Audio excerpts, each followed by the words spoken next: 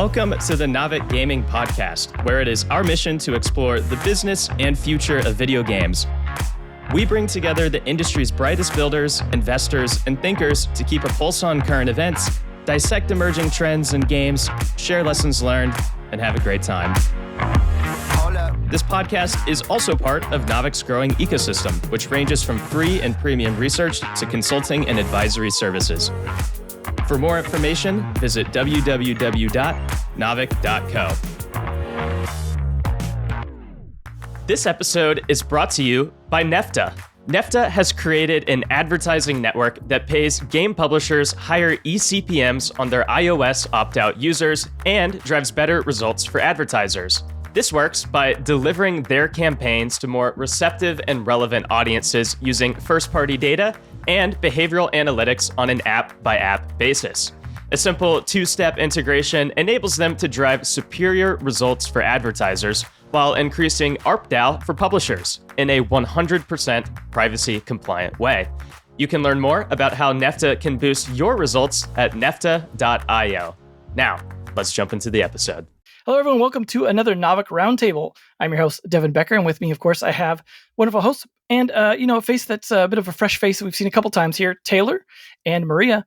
How are you guys doing today? Good. Good. Yeah, I wish I was a fresh face. Moisturizing. You're going to have to grow a beard, apparently. Yeah. Oh, that might be difficult. Yeah. A little harder. We don't have a ton of news today, but we have, still great topics. There's some, I think, some interesting news, if nothing else, like some things around Stumble Guys, which of course we've, talked about in the past, which was a bit of an interesting game in itself. Valve continuing to iterate on its store, thankfully, unlike the other stores, which we'll talk about later on, not really iterating like they should be. And Activision Blizzard with some good news for once. And then Google with some bad news, a bit of a fine for them. So we'll get into the details of that. Why don't we just start with the Stumble Guys story here on Xbox? Yeah, so we've discussed Stumble Guys quite a lot in previous episodes, and so I won't go into the details of Stumble Guys, but they are stumbling into Xbox. And I thought that was really interesting because I feel we already know that the mobile market is mature, but this for me is like the stamp of it is at this level of maturity because you have a game that started mobile first as a game that reached the platform, beating the competitor Fall Guys, took over their TAM on mobile because Fall Guys didn't go to that platform. And now with Stumble Guys' success in the acquisition of Scopely, they've been doing an amazing job with the game.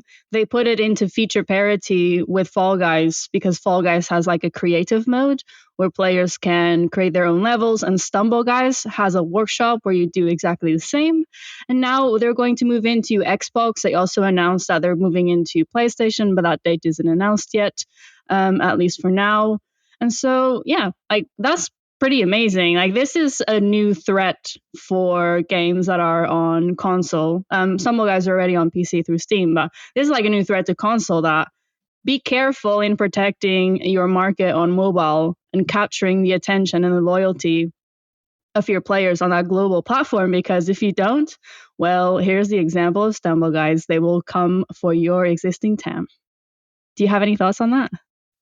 Yeah, it's I think it's interesting because obviously Stumble Guys is a copycat of Fall Guys, and the initial big difference was they were on different platforms, and there was a gap within the mobile space for this type of experience, and Stumble Guys obviously proved success there, but now they're going to be coming directly into the exact same market as the copycat platform, or the one that they copied off of. And I think another interesting aspect of this, obviously, is there's probably going to be a trend of more mobile games coming to console or PC. We just heard COD Mobile, which in itself was a old COD, COD game. It's now going to be coming to PC as well.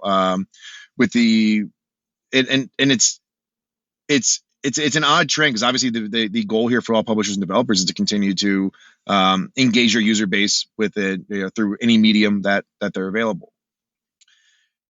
And it's I think we've already gone through this trend of games basically being needing to be cross-platform. And I think we're going to continue to see this as everyone competes for the eyes and attention of their user base, that they're going to continue to expand to other platforms. And yeah, it'll be really interesting to watch this and see if there actually is any user pool from Stumble Guys to actually get their user base to come play these games on other platforms instead of playing the original version of that game, which was as Fall Guys, and if they'll actually be able to take any of that market share, and if people are going to be loyal to that brand, or they're going to be loyal to the best option on each of those platforms, which I think is going to be interesting to watch. And I think we'll see a lot of mobile developers continue to maybe push the limits a little bit of seeing if their game is accessible on other platforms, because at the end of the day, it's we're all competing for the same time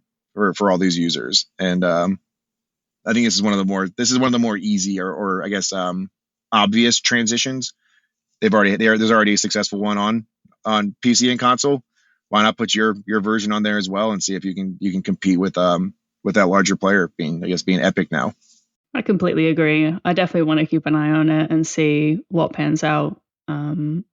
It'll be interesting to learn. And I work in a mobile gaming studio, and I'm very curious to see if that is indeed possible, and like what will happen, because they even have like Stumble Guys, Fall Guys. If they're on a different platform, they could somewhat get away with it. But like, what will happen now that they're on, next to each other on Xbox and PlayStation? We'll have to see what happens. It'd be interesting to see if a company like Netflix could maybe help with this transition. They obviously already have the mobile application. They have their their OTT platform or their OTT application as well. And if they could, and obviously we all understand that Netflix is leaning heavily into games, especially focused on mobile gaming. And if they could kind of create that seamless experience of I have Netflix on my phone, I have Netflix on my TV. Maybe we bring some games to console in a sense, but it's obviously just doing it through the OTT side of it. But I think there's some interesting opportunities for players outside of the game developer space that'll be interesting to watch as well. I'll be interested to see actually if with them moving over to Xbox, they start looking at opportunities with the Game Pass to be part of that as well, just to increase their user base even more, because that might give them edge even more over Fall Guys by getting in there. Just because people, are looking for the new games to try out, they rotate through them, even if they may not be interested in it, they might play it. But it also could open up the opportunity, and this is something that like more broadly when you're talking about porting to Xbox for cloud, which then is technically all the platforms, right? You could play on a variety of different platforms there, including PC, without having to port it to PC. Now, with the Xbox Live app, you still have to use a gamepad on PC unless you're doing it through like GeForce Now. But it's still like a way to bring that over to people that are on the PC side. I know America's a little bit more console centric though, so that's probably not as likely to happen here in the US. But it's interesting to see that this is like the last move over there, because I don't have the metrics for like the Xbox side of things. Steam and mobile are very different numbers of users when it comes to Stumble Guys and Fall Guys as well. Like Stumble Guys does like astronomically better on mobile than it does on Steam, and has only been dwindling since 2022 in terms of player count, like concurrent players. So it's clearly not as like core of a game. It definitely leans towards mobile, and so I do wonder, like, is there a console audience? Is console itself something that you could kind of consider sort of between mobile and PC when it comes to like that sort of mid-core to core audience that might still like casually play it, which, like I said, in America, we tend to lean more towards consoles. So that might even give a little bit more penetration here, but some of that might, I think, depend on the social aspects as well, right? Because if you're talking about social, like a very social kind of game, potentially, you have to deal with Xbox, gamer tags and that friend system and all that stuff too. So it'll be really interesting to see this sort of cross-platform trend going both directions, going over to mobile, everyone's kind of going every direction at once, especially when you're talking about having trouble acquiring more users. If you're tapped out on acquiring more users on the platform you're on, like, then you just go to another platform. And now that like the engines, are so like portable to an extent, like you don't have to hire these weird, there used to be so many contract companies that would just do that sort of thing, that would do the porting. I'm sure there's tons that still exist, but like it's a little easier to handle when you can you use the engine to do a lot of that lifting for you. Yeah, and I think it'll be interesting to see over time, maybe like over like a good like 5-year period, if the trend ever shifts the opposite way of more console and PC games trying to move into mobile as well. But obviously that I think is much harder to do than going from mobile to console and PC. But I mean, I think we're all aligned here. This is all about acquiring more users and getting in front of more people. And I think we're getting to that point now where games, you are going to struggle to succeed on just one platform most of the time.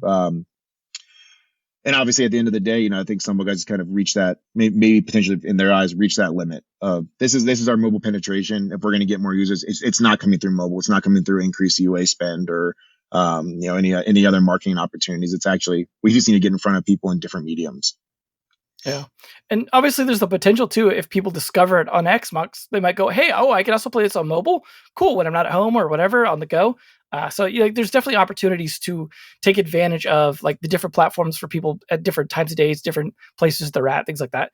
I don't imagine that's like something that hits everyone, but it's certainly nice to be able to go, oh, hey, I could pull out my phone and play with my friends as long as the crossplay is there, right? And that's always a question. Will this have crossplay, for example, with mobile and or Steam? Big question. But speaking of Steam itself looking for some more discoverability options around daily deals. Yeah, so when I read about it, I actually misunderstood what it was because that's how little I understand about how Steam's marketing works. And so I did a little bit of a deep dive to understand how there's a difference between the partnerships you can do with Valve to get promoted and then what the algorithms do. And I want to credit the Game Discover Co. newsletter because they're the ones who deconstructed the feature. The FAQs are gated behind dev logins, so I appreciate you. So the feature is in beta and it's called Daily Deal Management. And Steam released a visibility video that explains how games are surfaced to players. I thought that was quite transparent of them.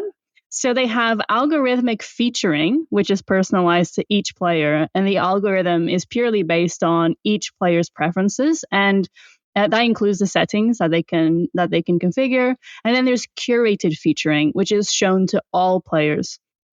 And so this includes the top takeover banner right at the top of the homepage of the store, but also special offers on that homepage, which includes the daily deals. And so when you're going to do curated featuring, it's driven by Valve's confidence that it's a game that's going to appeal to a lot of players because it is going to be shown to every single player on the platform. So yeah, the daily deals is a curated feature, and they say that they're earned with player interest. So it's not based purely on who you know at Valve. And I'm sure, like, as in any business, it helps if you know the right people and you have a good relationship with them. But that's Valve's culture, that's Steam's culture. It's how they aim to position themselves against, for example, the App Store or Google Play. It's about the player interest and the game's earning the curated featuring rather than being given. So the daily deal management feature is surfacing the existing daily deals curated featuring to all devs. It appears on the dashboard, which means what they're trying to resolve is information asymmetry. Because for you to get these curated featurings, you need to know that you can ask those questions, which questions you can ask, and who you can ask them to. And so it was somewhat based on that relationship and the knowledge and having that internal knowledge that this is an opportunity you can try to capture.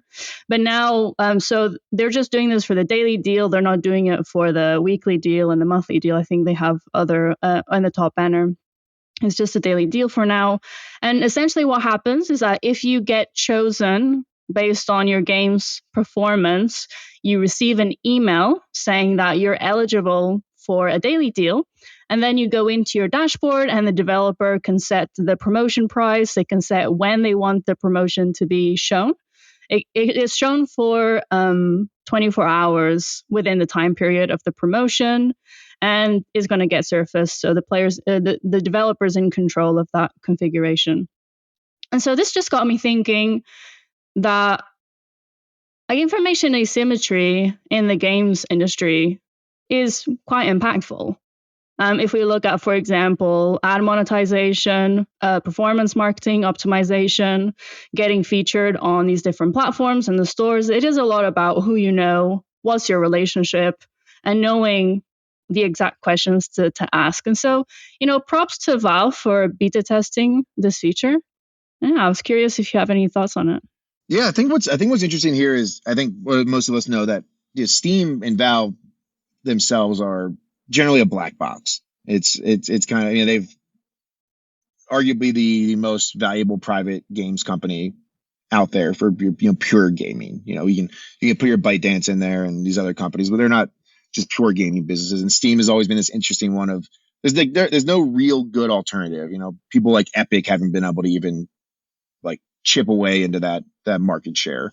But what I think super valuable about this transparency now is that developers can plan around it. This is, if we know that the game's doing successful and then we're going to be able to get this like 30-day window to do a daily deal, you can also, correlate that with your live ops schedule as well, or your live service schedule, and being able to actually say, hey, let's plan a daily deal around this limited time mode or this new update that we're about to push for the game, and see if we can kind of double team this user acquisition channel through the cheaper game and more content itself.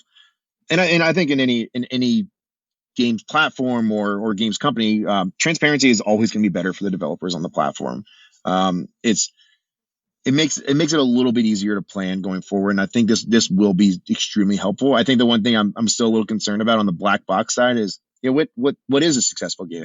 What do I need to target to make sure I'm going to get this daily deal opportunity? And it still seems like today it's a toss up of like, okay, I'm just gonna continue to market my game. I'm gonna continue to try to acquire users and attempt to get these invisible metrics that hopefully make Valve notice us and give us this opportunity.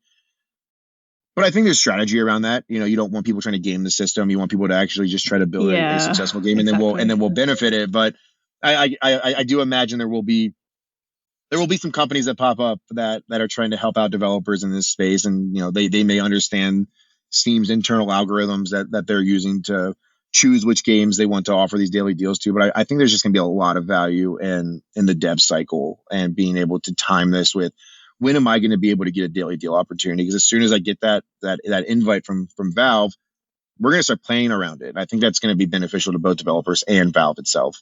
Definitely. And it's what you're saying. I somewhat understand the black box, because as soon as you exactly detail the metrics, then then you have the rules of what metrics you have to game to get noticed.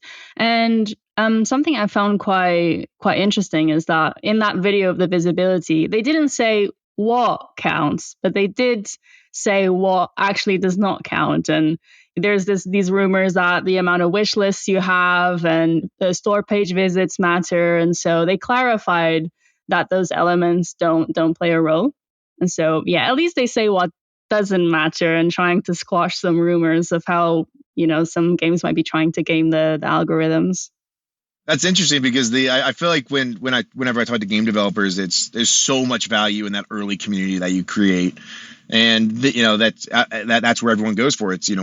We want to get as many wish lists as possible. We want people to be on our store looking at updates, waiting for this game to come out. And when you're in the early stages of building a game, that's the only metric you have. And so I would say I'm a little surprised. I think I saw Devin make a face as well of this. Like, I'm surprised that doesn't matter, because it should be valuable to Valve if there are extremely successful early access games. But I guess the way they would look at this is, you don't need the daily deal. You're going to be successful based off of the wish lists I'm seeing and the store traction we're seeing, that we actually, as a company that takes 30% of your revenue, we don't want you to do a daily deal. We want you to launch this full price, because we're seeing that success there, and then we'll allow you to potentially be able to revamp that the user acquisition channel if it seems to, maybe if you're starting to pull back on sales and the game's still doing well, we'll try to help you bump that number back up and see if we can get some more traction there, and maybe get these long tails of users. Yeah, if those two metrics don't matter, what does that even leave outside of like reviews and maybe discussion activity? There's not a ton of activities around a game because it's a store at the end of the day.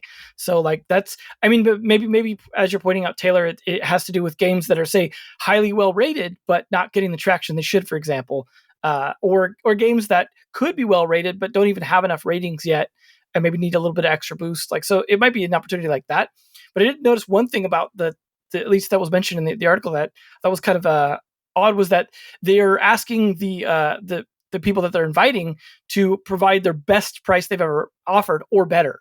So they're not letting you do like less than, like you can't do like, if you had some crazy sale, you either got to do that or better, and you can't go backwards at all in this invitation. Now they may adjust that. This is kind of the invite only phase. They may change that over time, but I thought that was kind of interesting that they are looking for deeper discounts in a way. So it's definitely not necessarily that they're like looking to try and juice up the ones that are the higher purchase price, unless you're just offering a bigger discount on something that's a big purchase price. But for all we know, it could be games that have tons of DLC where they know there's like tons of upsell potential down the road, stuff like that. There's a lot of possibilities, as you said, kind of a black box, but I thought it was kind of interesting that they're asking for that deep of cuts. Feels like a Walmart kind of move. So it surprises me in a system where like the price cuts, while they do drive a lot of interest, already kind of undermine a little bit of some of the way things work on Steam when it comes to the way people wait for things. And then the other problem I see with this is if you're talking about daily deals, right now the daily deals are very poorly surfaced. They're like stuck in the middle of midweek deals. There's like, when I went and checked earlier, there was like one on the front thing, and I had to scroll a couple times in the midst of the midweek deals to see the second one in there. And if you go to like see all, you can't tell when they're in there. So it seemed like they're very, very poorly surfaced at the moment.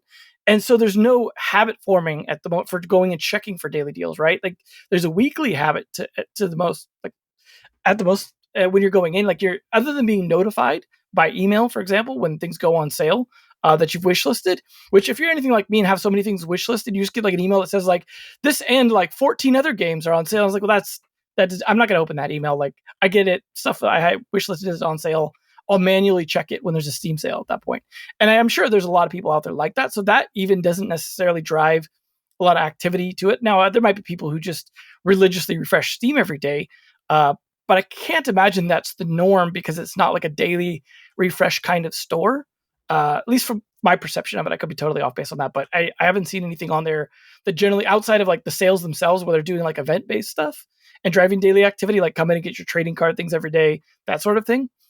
So maybe this is part of that as well. Maybe they are looking to move towards driving more daily interest refreshes, people like itching for something to buy on a daily basis, looking for good deals, trying to snipe stuff like the way like Amazon does their like lightning deals kind of things to get people to have a little bit of FOMO. So it might just be part of that. But I do got to say, like, well, Valve's a bit more of a black box. They also seem to care a lot more about discoverability and promoting developers and games far, far more than many of the other platforms. Now, I can't speak for Microsoft. They can be pretty pro developer. So I'm talking a bit more like mobile, definitely seems to be pretty anti-developer at times. And so it's a little, I guess, refreshing at this point, to continue to see Valve try and push things that help discovery, even if it's, kind of a weird invite only thing. Like they have shown transparency occasionally around the labs, for example, like the lab experiments that they do. They'll occasionally show the results of that, talk a bit about that kind of stuff in interviews. So they're not like transparent because they're not a public company, but they will definitely occasionally go back and like do a little bit of retrospective behind the scenes kind of stuff. Like I was even looking something up earlier around the whole thing that happened with Skyrim mods and they're being pulled off because they're actually sort of being put back for sale through some other loophole I won't get into. And I was just looking at when that happened, and like Valve was pretty transparent about why they took them off, why they were trying to do that experiment. Why maybe it didn't work, why it was a mismatch. So I thought that kind of transparency, maybe after the fact, may not be always common, but they are at least forthcoming when they feel like it's in the best interest of people to know, without feeling like they're kind of a manipulative company. They still feel closer to benevolent, which is funny to see like Tim Sweeney trying to kind of play that same angle when it's like you guys are competitors, but you're both kind of like better about supporting developers than a lot of the others. So for the price cut, I believe that's already how daily deals are. It's not something new. So it's carried over from that. And I understand from the perspective, if we go to the justification of the curated featuring, it's something you're going to show to all players. You want to be sure that it is a deal. And so I understand it from that point. And in the visibility video, they also said that ratings don't matter. It matters if you're like 40% or lower. But anything higher than that, it doesn't count in the interest. No metrics left at this point. Well, you have revenue, you have concurrent players, and total player count. And then they also mentioned. Now I forgot what it was. We were discussing it. The wish listing, like the Game Discover newsletter is really good. They actually did a breakdown, and you can somewhat predict the success of when your game goes for sale based on the wish listing and the conversions. And then you can analyze benchmark games to understand and benchmark the conversions closer to you. And so I was very interesting deep diving into Steam. Like, kudos to anyone who's a specialist on that platform, because it seems to have its own magic. Because I'm just used to like mobile platform magic, and it's interesting to see Steam has its own magic dust as well. I wanted to just touch on AI. Can I, Devin? Yeah, definitely. Like, it's still on the same topic of Steam here, so. Yeah, I didn't really see this news circulating, but Steam and Valve allow AI again. So they were pretty open. They said they needed a little bit of time to understand the legalities, and now they've updated their developer terms and conditions. And in the content survey, you have to fill out when you're submitting to Steam. You have to disclaim how AI was used to generate content, including code, when you are developing the game. And then if it also utilizes AI when it's running, you have to describe like what guardrails you have to ensure it's not creating illegal or infringement content. And then as part of those disclosures, when they're analyzing the submission, they're going to check, I suppose, like as much as they can, the veracity of those disclaimers. Yeah, like that's really good news, I find. Yeah, thank you, Steam. Yeah. It's interesting because there was two like main comments I think that Valve came out with on that. One was obviously, as a global platform, we need to make sure the legality of what you're doing is in line with, the regulatory bodies and what they're expecting. And I think we've talked about this on a previous episode as well. Of the biggest concern with AI is usually copyright infringement. It's and then obviously when you get into certain markets, there's issues around how those governments expect games to provide content and what that content is. But Steam's also made a comment of, we want to be the platform with the most games possible. And I think that is, if you want to talk about a value of AI, I mean, it's probably just, it's quicker to market. We can build things faster. We can get more things to market, and specifically around games. But the issue that you run into there is this quality compression of, yes, we can, is the hope here that we're going to have more games, or that we're going to have more good games. And I think that's one of the concerns, that these stores will get flooded with content if AI tools ever get to that level. And obviously then that requires a longer verification process, and Steam obviously having to essentially manually go through every one of these games to make sure that one, that they're not just ripoffs of other games, or that there's not IP concerns, or that there's we're not going to have regulatory concerns in other jurisdictions.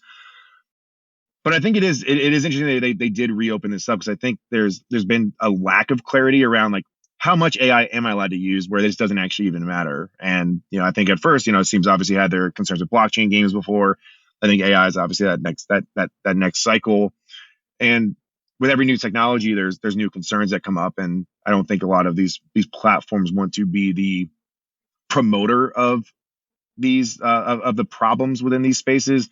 And I think at a certain point, you get to this side of, I'd rather just not have anything with AI, or not have anything with blockchain, just because I don't want to have to even take that risk. But no, I think this is good, because I think it does lean into their mentality of, we want to be the place where you can play every game, you can access every single game, and we want to have as much content as possible. And so AI is a beneficiary of that, or benefit to that plan. But we'll see how long this lasts, because all it's going to take is one true DMCA takedown that is not just a small player, but maybe something like Disney that is concerned that they have their characters being used in these games without their If it's Steamboat Willie, it's fine, I guess. Yeah. Yeah, and so that I think it is good. I think it's good to at least try these things. Just like I do think Steam should allow for blockchain games, and I think the benefit to consumers is having a platform that you can trust. And that's what's important to me. But I think a lot of these platforms don't want to be the one who trust or liability falls onto in the long run. And AI is that new, I think, scary term that platforms are like, I'd rather not be the promoter of this. I'll wait a little bit longer. And so we'll see where that goes, and we'll see what concerns come up. But it is interesting the very quick turnaround from Steam on this. Yeah, where's blockchain games? Valve? Come and let us on. Just take the Epic approach, throw the disclaimer on there and call it a day, right? Like that seemed to be the way to go. Yeah, I mean, I take it does seem that. it's about protecting legal liability, which, Yeah. I mean, that's like the same approach that Google basically took with allowing NFTs on the games, which was like, hey, if you do it this way, it's basically gambling, so you need to be gambling registered, licensed, and all that. If you do that, you're cool. If not, just don't do that, and you're fine. And that was basically, I mean, they're still like, don't touch cryptocurrency, but as long as it's just NFT kind of stuff, they're still fine with it. So I think this was a case too where like Valve was just hitting the brakes rather than saying no forever. And like even to be fair on the Web3 stuff, they did try and do cryptocurrency stuff for a while, and they said, "Hey, this is not working at all for us right now. This stuff's too unstable. It's too new. We love pioneering new stuff. You know, they helped pioneer some of the big VR stuff and everything else, and Steam Deck as it is, but they had to be like, this is not ready for us right now. Like we can come back to this later, but we don't see in the foreseeable future where this is going to work. So we're just going to turn it off and not allow it. But blocking AI seems a lot more problematic than blocking NFT and cryptocurrency because it's a lot less obvious, right? So there's two places you could be talking about it. You could be talking about it in the live game, in which case like things are being produced by players essentially through AI systems, or in the development pipeline. If you're talking about the development pipeline, there's already been games in the finals admitted they were using AI, some of the stuff. And, they're one of the bigger ones admitting it, but I'm sure there was tons. And that's the thing is it's very difficult to police this. If you're talking about it either in the pipeline or in the game, it's not that hard to disguise it in certain ways. And the thing is, you could say it's procedural. You could be like, oh, it's not AI. This is procedurally generated. Like, you know what I mean? Like it's there's definitely ways you could get around it. And so I don't think Valve wants to spend a whole bunch of resources chasing that. And so it's more like they just set up the legal protection now and say, hey, like you agree to this, you say you're playing by the rules. And if not, like we could just probably kick you off. Like we're not going to deal with the legal hassle of this. So you better dot your I's and cross your T's like before you do this. So you don't get in trouble too, but we're making sure we're protected. And I think that's the fair stance, but that could obviously go too far, like where you just don't allow things or you start to get a little too crazy. But I would like to see them lean towards what Google's doing with NFTs, for example, as a way to kind of get towards it. And there are a number now of Web3 games that have, put non-Web3 versions on Steam. Like I was just looking at Phantom Galaxies earlier. Like it's always fun to read the reviews of these NFT games. Are always super positive from Steam users. So I'm honestly not sure even why. Like if I was a Web3 developer right now, I wouldn't want to put my game on Steam just because it's a huge amount of negative PR from the reviews alone. It doesn't really help you, I think, but it's still something I think we'd all like to have. And in the meantime, like I don't usually see a lot of reviews, period, on Epic, so I think it's probably safer there. It's kind of like how if you put your game out in like early access, there's no reviews, and so that kind of helps. Like in certain platforms, like on Google Play, for example. So there are certain ways you can kind of like take advantage of that. But I do applaud Valve for turning this around, just like when Epic turned around that whole adults only thing in like a week or two. It's good that both of these platforms are like being logical and reasonable, because game developers are already having hard enough time as it is right now. And while not everyone's a big fan of AI, like people like the finals were showing like, hey, this is a tool to leverage that can help us, multiply our efforts because games are really expensive to develop right now. We can't afford a huge team to do all this, and people are enjoying the result. No one's like mad. And there was just a recent agreement, on like, I don't think we ever mentioned it on here, within the last week or two around voice actors and AI to find like a good compromise where they could be like, yeah, you could use AI voice stuff, but it has to like follow under these rules and payment terms and stuff like that. So like, I think we're making progress to the point where this might not even be rejected as hard as Web3 stuff was. It might just find a good sort of middle ground, assuming the tools can even keep up and not end up just mediocre and ditched anyways. But I think stuff like the finals was good proof of that. So this is good, I think, overall. I also think decades of fantasy and like sci-fi and AI has helped build a culture of acceptance of AI. Because if we compare anyway, I won't go into it.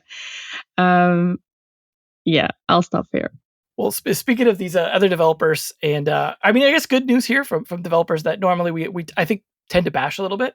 Activision Blizzard with a little bit of a makeup here. Oh yeah, I wanted to bring this up because when we discussed the breakup on this podcast, we reached the conclusion that once the acquisition from Microsoft was finalized, they would make up again with NetEase because Microsoft has a relationship with NetEase, is the publisher of the China edition of Minecraft, and as much as the financial statements mentioned that it was fine, it didn't make really any difference. It did make a difference. Mainland China is a massive market, and so from um, I think they said it's going to take around 6 months because they have to build up the domestic teams and then, test the servers and do all the processes. So maybe in 6 months' time, the portfolio, because Diablo Immortal will always stay alive, but the portfolio of World of Warcraft, Overwatch, the StarCraft series, and so on will go back to being playable. And so this is a positive turn for both companies, but also for the players because they've invested so much time and money playing these franchises that they love and then completely out of their control because the two companies didn't reach an agreement. And, Bobby Kotick is no longer the CEO of Activision Blizzard, who was rumored to be a key player in this lack of agreement. So, yeah, it's really, really good that the players now can enjoy their games again. So a good outcome. Yeah, I think it's obviously one of those things you always have to pay attention to because these are massive games companies that are being secluded from the largest gaming market if they don't have these specific partners. Activision has also partnered with Tencent for Call of Duty Mobile as like their local publisher for mainland China. And yeah, I think you all are right on this. That like even with hindsight of like there was no way this deal was going to stay in that position of negotiations and not being able to find an agreement. This is beneficial to both groups. I think Microsoft throughout this, or even Activision throughout this acquisition process, has been very clear that the goal is to get these games in front of the most people possible, and it's they actually seem to be taking a less of a control from that perspective of no, we'll partner with anybody. We want this on every platform out there. We want this accessible to every sort of end user that wants to play this game. And so I think it is good. It's because I think you're so right about this, that there's always this concern as a gamer that at any time, not the fact that we've gone fully digital, is that these games can be shut down and I lose everything I've ever worked for. I don't have that physical copy anymore that I can hop back into my game if the publisher chooses not to. And I think we're even seeing this with what I think it was oh shoot, I'm forgetting. Ubisoft.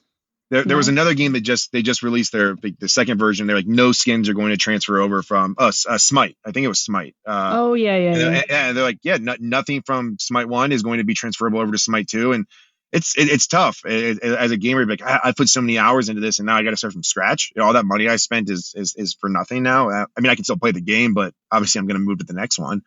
And this just falls into this same category that when you see NetEase and Activision not working together anymore, the first thing you think about is, man, how many gamers spent money on this that are just going to just lose access because these two large groups can't come to an agreement.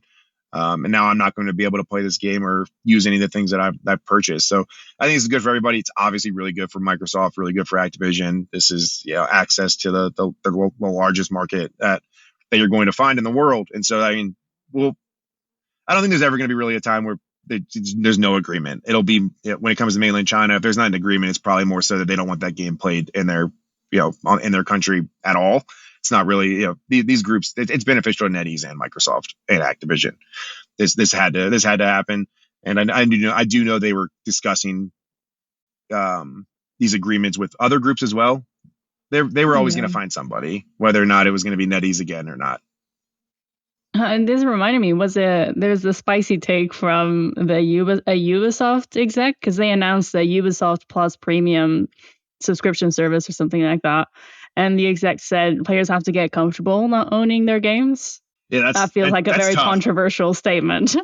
Yeah, that's one of those things that I think is going to be really forever. It's going to be something that we all think about. I mean, not only are we in the games industry, but we are also all gamers ourselves, and we all probably spend money on games that it's tough to hear somebody say, hey, you don't actually own this. You're renting it. This is from everything from the game itself to the skins you're purchasing. You don't own anything, and you have to be comfortable with that. And that's that's just not how I think a lot of us grew up playing. You owned it. It was yours. When you purchased it, it was your game, and everything you have cannot be taken away from that developer. And now we're in this like, weird cycle of like hoping games work out. Like, everyone's playing them in the earliest stages, and then out of nowhere the developer shuts the game down, and you're like, oh wow, I bought this game and I spent all this money, and you just took it from me. And so yeah, I don't know if that was the best thing for anybody at Ubisoft to be saying. Maybe you keep that behind closed doors. But I don't know what kind of reaction they were expecting to get from that. Well, I mean, the good news is they're not that not everyone is taking that mentality. Just as an aside, like NCSoft just allowed City of Heroes to like exist as like the sort of port people did, where they like forked off the leaked source code as City of Heroes Homecoming. So you can now play this old MMO completely free, like the whole game. Servers are like free, everything's free, even like the stuff that was normally paid in like is playable in there. And so like that's an example of them just being like, hey, like it's more valuable, the goodwill. I mean, who knows, maybe they're trying to plan a sequel and keep people interested. They might have an alternative motive, but it's still like there is ways to do it, to say like, hey, if you guys are going to put in all the effort, cool, go for it. Then like still maintains goodwill. We don't have to do anything. And it might just be like a license agreement where it's like, we can yoink this at any time, or we control this IP still, so don't mess around with it. But there is ways to still like, because I've noticed pretty much every game still like that doesn't get huge takedowns still tries to maintain, like you could still play plenty of Ultima Online servers. I'm sure if Blizzard wasn't so smacking the hammer down, there'd be a lot more like there used to be all the vanilla servers and stuff before they brought back Classic and things like that. So there is opportunity to allow the community to take it, but then Ubisoft's probably just like, well, we're not really that kind of company. We don't really make those kind of games. Like, we're a content turning out company, and that wouldn't be good for us. And we're trying to like monetize our back catalog. So it's better if we say you don't own it. So it does make sense coming from them with like their position right now, but it just is kind of a foot and mouth sort of thing to put out there. Yeah, it's the kind of thing that you think or you discuss internally, but you don't say with such clear wording externally. But I do see where Ubisoft is coming from. Sometimes I wonder if we have these feelings because that's how we grew up, and our consumer profile is different from the consumer profile of these newer generations, where you do like rent stuff. You don't like, you rent furniture, you rent your clothes. It's also, you have all these subscriptions. And so I do believe that there is a shift of what ownership truly means and consumerism. And so maybe we care, but maybe the next generation of consumers will be more happy having a subscription and playing all these games. And like, for them, it doesn't really matter the ownership. Yeah, I mean, there's always a trade-off, and I think the trade-off that I think we're all seeing as we grow up is accessibility to more content. I mean, I used to have to go to GameStop to get a new game. I wasn't just able to scroll through libraries and pick and choose the games I wanted to play. So I definitely have the benefit now of going digital as being a accessibility benefit. But now there's always a concern of, oh, well, now I don't actually own this. I don't have the ability to play this forever, indefinitely. I hope I can, but I do think, yeah, company. I think you said NCSoft, Devin. Yeah, NCSoft did this. That's how you build brand loyalty, though. So that it'll be interesting to watch both sides of it. Of does this work out long term for NCSoft because people are like, oh, I'm willing to trust them. They're going to keep my game alive. But on the flip side of it, yeah, I do want tons of content I can be able to play, and we'll see if we just get to this mentality of it's more of a consumption based mentality instead of an ownership based mentality, and I'm just going to play it until I can't anymore and move on to the next one of 20,000 games that I have access to today. Yeah. Surprisingly, it's probably not sanctioned, but like Star Wars Galaxies, for example, is still playable as well. Like, there's people running homebrew servers for it and stuff, pretty well known. And I'm surprised, knowing Disney, the way they like to shut stuff out. Or even like before Disney owned it, Star Wars generally was not something you messed with if you're modding or trying to do stuff unofficially. So I'm not sure like how they're getting away with it right now. It might be like, that's fine, we'll leave it alone. Or whoever owned like Star Wars Galaxy specifically might have left it alone. But it is nice to see that there are people like willing to preserve it, even when, Ubisoft doesn't think you own it. But I don't know. I mean, there is a complicated subject, right? Like, and it's definitely something that, like, especially, right now we're surrounded by retro game stuff everywhere. And it's like, does that just not exist in the future? Like, it's a big question. But like, there was one last thing I wanted to touch on the Blizzard thing just briefly before we move on to the next thing, which is, around Diablo 4, for example, was not published in China, my understanding at all, because this rift had happened before they had anyone new. So this now opens up the opportunity for Diablo 4 to finally launch in China.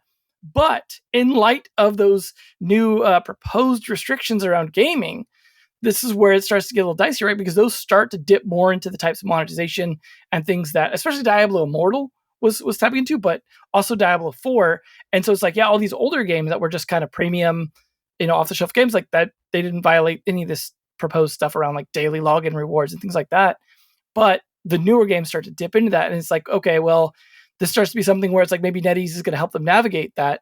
But also, I feel like NetEase has seen the writing on the wall. We've talked about this in I think a previous episode, where NetEase is kind of now looking at like, maybe we should start publishing a little bit more outside China because we're hugely dependent on the mainland audience.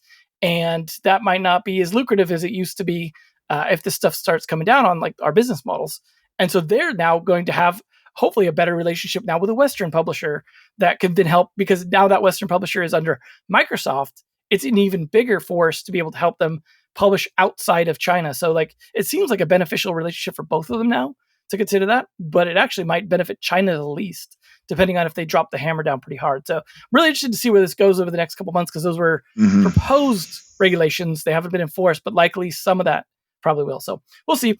But speaking of, forcing from the government, in this case, Google getting slapped in the wallet, this time not necessarily from Epic, but still pretty hard. Yeah. This is obviously, we've all known about this ongoing, case between Epic and Google and Epic and Apple, and it seems like it's somewhat come to at least a temporary end. I think we were all expecting a little bit more clarity or some more extreme changes. But yes, Google was charged or fined $700 million. They obviously have admitted no wrongdoing, but that is generally due to their practices within their store and overcharging either developers or consumers. And at the core of this, I mean, the flip side of this was, Apple and Epic did somewhat have an agreement. I don't think we was anywhere near the level what we were expecting, but Apple's now going to start allowing for more clarity around like sideloading games and being able to direct players to different payment ecosystems, specifically on the web. Now, the issue of this is nothing really changed. They're still charging 27% on any of these fees. They are going to continue to give users all the warnings in the world to keep them within their own ecosystem. But And so it obviously I think Apple and Epic both appealed to the Supreme Court on this. They were both denied. And I know Epic is now going to reappeal at the district court level as well and continue this process, which, I love Epic and Tim Sweeney are fighting for us, but man, I do not think this is going the way they were hoping for. Apple does have some interesting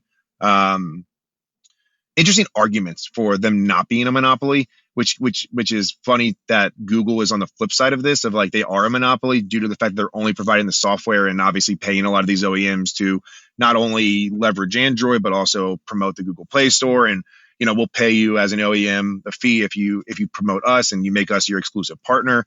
But then Apple has, for some reason, been protected from this because they provide the hardware and software. So there's some reason that's not seen as much of a monopoly.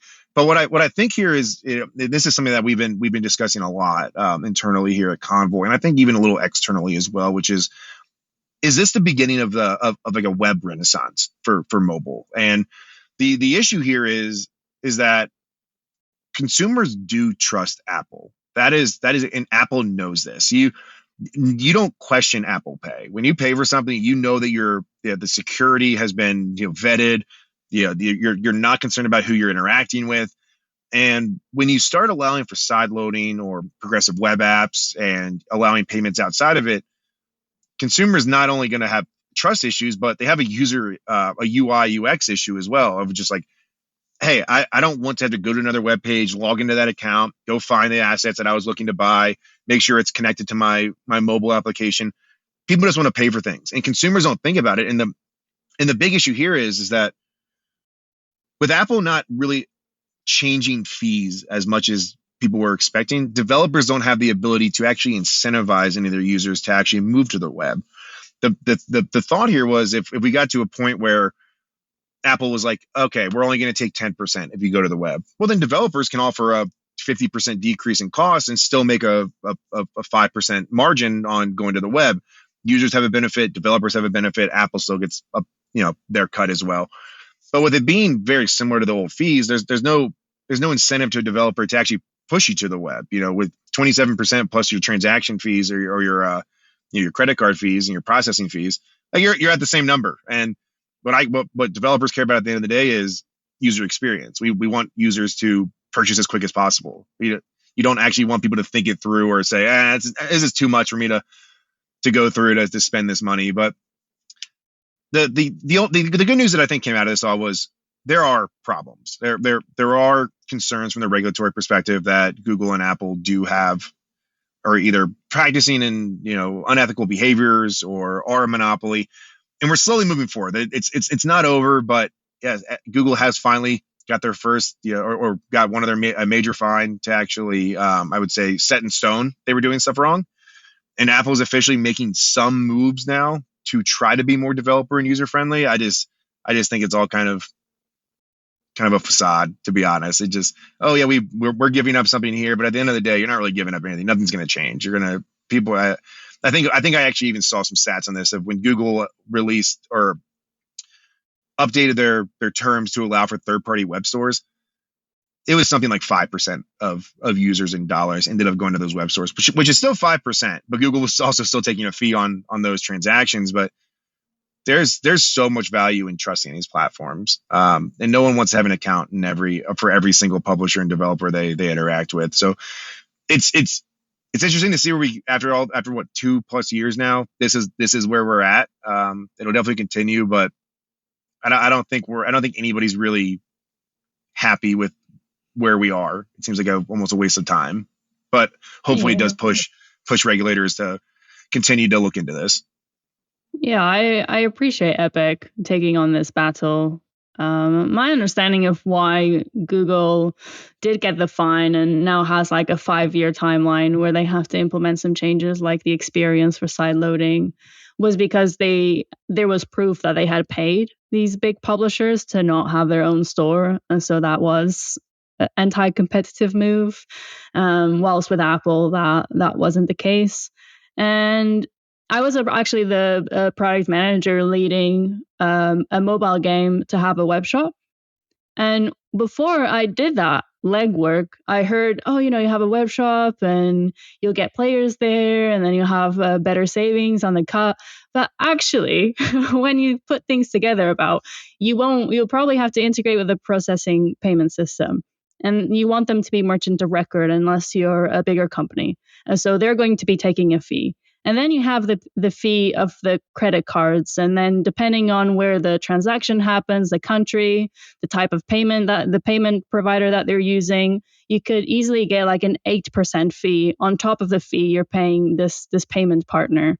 And then you have to have your web shop and have a team to improve the UX and the UI and the integration and the maintenance and have the live ops tools that you need to do the promotions there. And unless you're a bigger company, if we're talking about like you're optimizing your revenue at that point, when we're talking about going to different platforms and you're trying to acquire users and you're trying to increase the average revenue that you get for your existing paying users, that all makes sense. But if we're talking about, this is going to completely change how studios are going to monetize their users. Yeah, I disagree. Like, yeah, it's great to have a new way to optimize a game, but it's not revolutionary when you put all the costs together. And then you also have like the user experience of scams, people are going to send you links that are not true. Like it's not the actual web shop of the game. And then you have the customer support costs. Like all of these costs are adding up. And so it's not an obvious decision, in my opinion, for a title to decide to have a web shop. It is a decision that has to be carefully weighed with the pros and cons. I think it's pretty obvious, though, if they're going to ask for 27%, for example, they could do things to facilitate that safety when going out. Like there's, outside of putting a scare screen, they could definitely do something about that. Like, we have things like HTTPS, domain certificates. We have ways of like trying to validate that stuff. if that's hard coded into the app, for example, like you're not going to end up somewhere else. They control the only browser you're allowed to even use, and you have to go through that. And they actually purposely made it so that it's a terrible experience. You get basically kicked out of your session. You have to go find whatever you were going to buy again. They basically made it near impossible to use. And so it's like, it's obvious, like they could earn that 27% pretty easily. So it's pretty clear that they're not interested in earning their cut. And that's the bad faith part that, I'm not sure about Google, but on the Apple side, Epic's definitely going back to the court and being like, come on, like this is not a remedy. Like they're clearly just laughing at us at this point. And the question is, whether the court's going to, I don't think a court's not going to see it unless they just land in the wrong court, where the judge is just like, closing his eyes or looking the other way kind of thing. I can't imagine you wouldn't see that and be like, well, yeah, that's clearly a bad faith argument, because it's not that, Apple is providing all these services and stuff at that 30%. It's like, well, that's why you pay the fee to be a developer. Like you're already giving them money for that. Like, and Google gets with charging far less for that even, and still manages to somehow make it work. And they're having to pay people to install their OS, as opposed to Apple, where they're making the money off the hardware, the OS, everything on it, like their own apps. Like, so it just, the argument I think is just clearly invalid, blatantly. But it's a situation where Apple's also going to have to deal with this EU, the Digital Markets Act. They're going to have to start to do something about that soon. And I have a feeling they're going to do the same thing, right? They're just going to do this sort of fake solution. And it's up to the regulators to actually call them out on that. And if they don't, then it's like, then we can't really win at that point. And it just becomes like, well, then we're going to have to end around. We're going to have to push people to the web more natively, and not even just through the stores, because clearly they're not going to play ball until they absolutely positively have to. And from a business perspective, sure. But at this point, I feel like Apple's doing a really good job of making the case for why people should start considering not releasing on iOS at some point as a game developer. Yeah. Like, maybe for other apps, it might be okay. But like, considering they're getting to the point where they're pushing to charge you to advertise your own thing on top of the other UA you're doing, on top of the 30%, on top of the development costs, it gets to the point where it's like, it's untenable as a business, I think, to run on iOS unless you're getting a lot. Now, obviously, you get more paying users sometimes, or like a higher spend sometimes. And that's the only thing that really, I think, makes it a hard sell. Now, other countries, though, certain countries like definitely are going to do better on Google Play. So this could shift over time, right? Like, it's just an economics problem right now that continues to cement the monopoly more than it is necessarily just a technological one. Yeah, and I think one of the issues that I noticed here was like the regulatory and like government bodies, they were never prescriptive. It was never, you need to do this. It was always, we just need you to change. And so Apple's like, all right, we'll change. We changed. Yeah, our fee's 3% lower now. You can go to the web if you want to do that. And and I think you're so right about this. Like, Apple's just laughing. They're like, this is so easy to get around. Like, you're not going to take away market share from us. Like, we'll change, but if you're not going to tell us exactly what to do, we're going to do the bare minimum. And at the end of the day, all you said was we have to do something, and we did something. And we're smart enough to know this is not going to impact our bottom line in any way. But this is why I really do think there's a massive opportunity here. Maria, you talking about building a web shop. Somebody's going to potentially have the opportunity here to build that trust in a web shop and be the aggregator and curator of content where everyone's comfortable with. There's it's pay through company X and everyone trusts it. It's not pay through this developer's portal every single time. It's, hey, no, you use our platform. We have a sideloaded application that has access to all this. We've made it super easy for you to use. We're going to be the merchant of record. We're going to be that trust layer for all your users. We're going to take on that liability.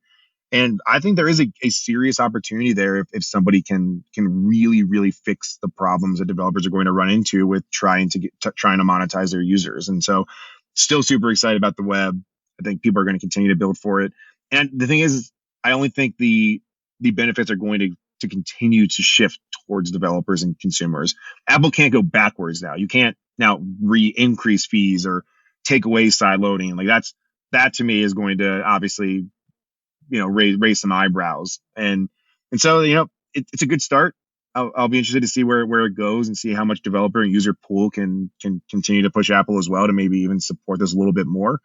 But yeah, it is kind of funny. They were like, yeah, all right, we did something, and regulators are like, all right, well, I guess that's all we asked you to do was something. So I don't really know what I don't know if we'll ever get to the point where somebody says you have to charge this or you can only charge this, but I think it'll have to start becoming prescriptive if we ever want a real solution here. Yeah, but the moment that governments start making these types of prescriptions, that opens a new era of how, I'm going around in sort of like how prescriptive they can define these solutions and limit the product development and restrict the innovation potentially at some point. And so I don't know, I'm quite cynic on this.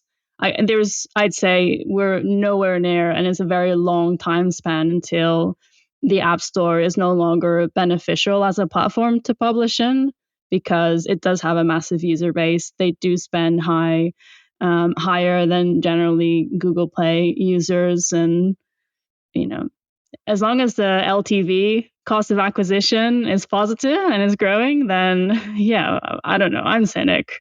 I think, legal governments have a lot to regulate in the world and in countries.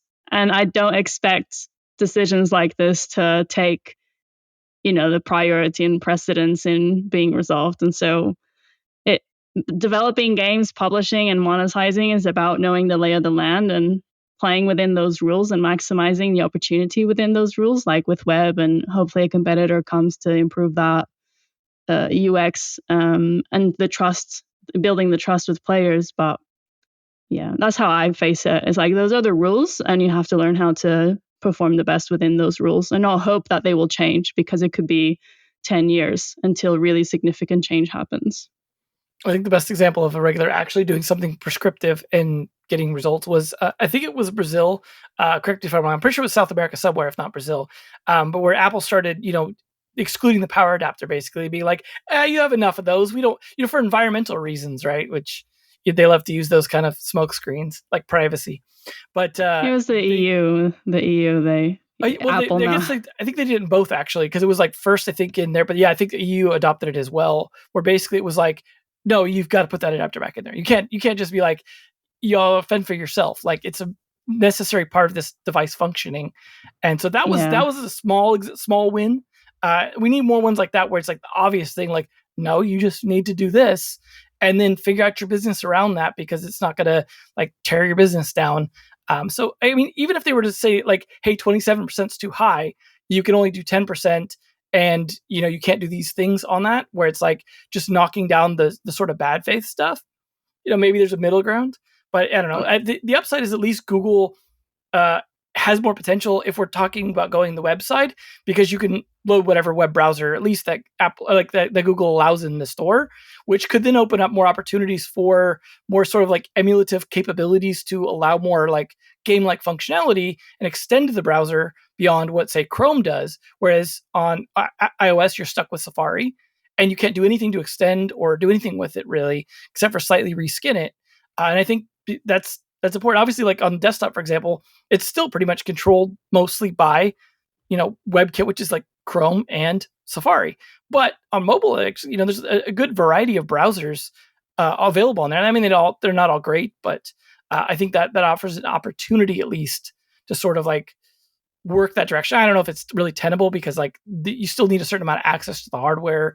Google's got to kind of like allow that without rooting your device and all that. But like, there's possibility. I'm not necessarily a Google fan, but they're certainly like closer to the right side of things right now, I think, for game developers' best interest, outside of like, just other problems that they have.